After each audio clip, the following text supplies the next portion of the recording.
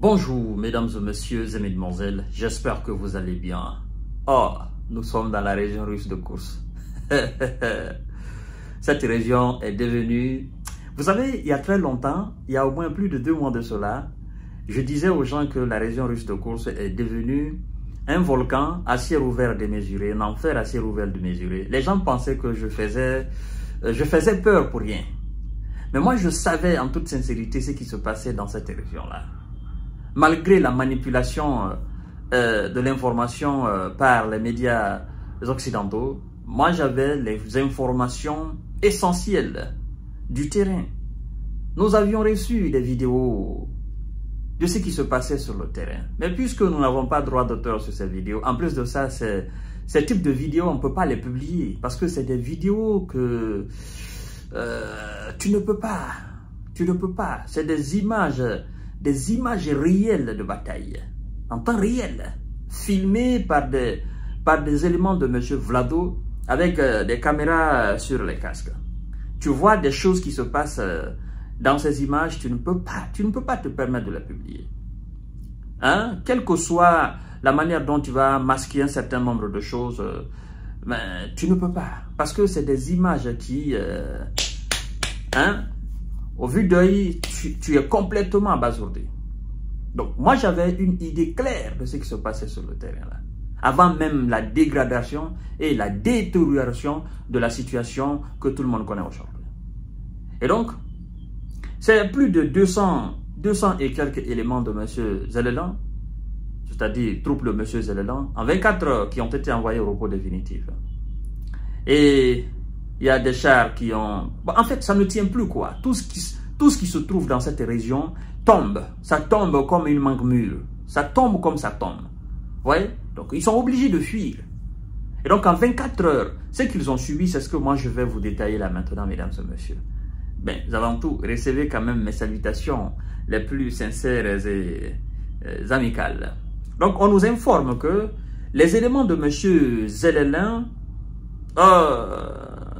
ils ont perdu en 24 heures 280 essais, 2 chars occidentaux et 2 mortiers en 24 heures dans la région russe de Kursk. Ça ne tient plus.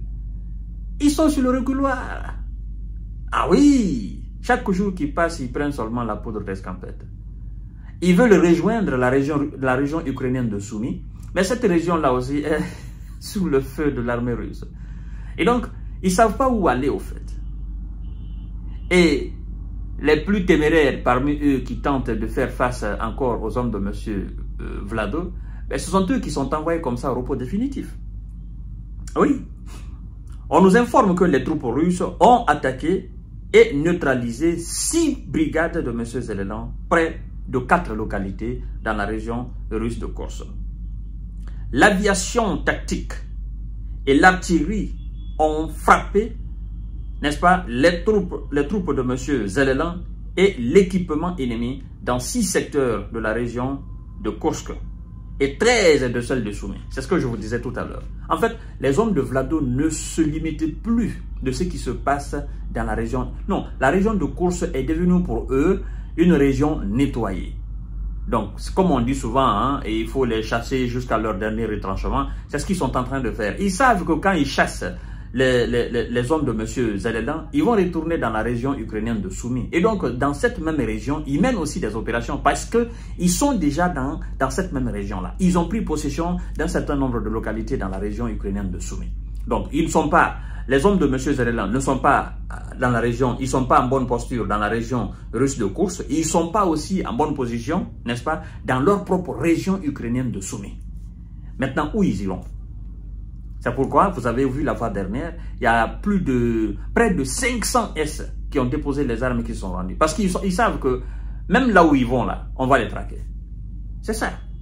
Donc, on nous informe que l'aviation tactique et l'artillerie ont frappé du personnel et de l'équipement ennemi dans 6 secteurs de la région de Kursk et 13 de celle de Soumy.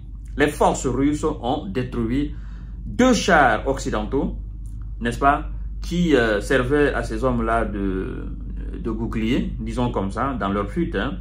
2 véhicules de combat d'infanterie, n'est-ce pas, qui étaient utilisés dans le même cadre 2 blindés de transport de troupes. Évidemment, actuellement, tous ces engins lourds sont utilisés pour évacuer les troupes de M.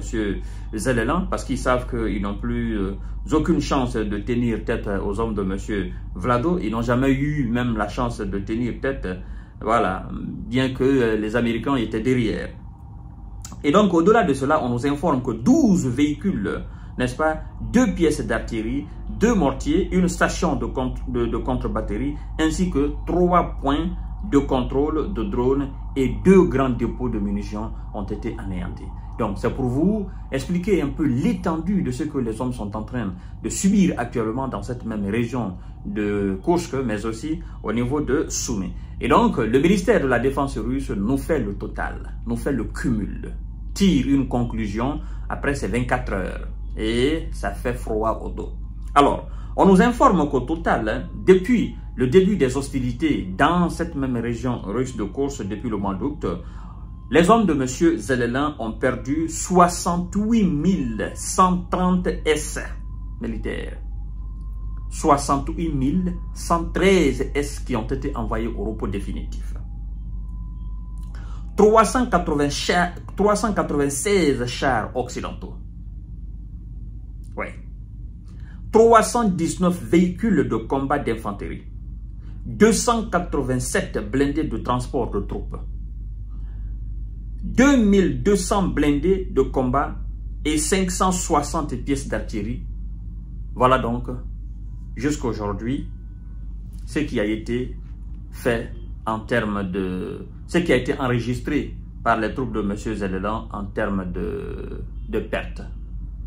Pertes en termes de de soldats, pertes en termes de chars, de véhicules blindés, de véhicules de transport de troupes, de véhicules en termes de pièces d'artillerie, de mortiers.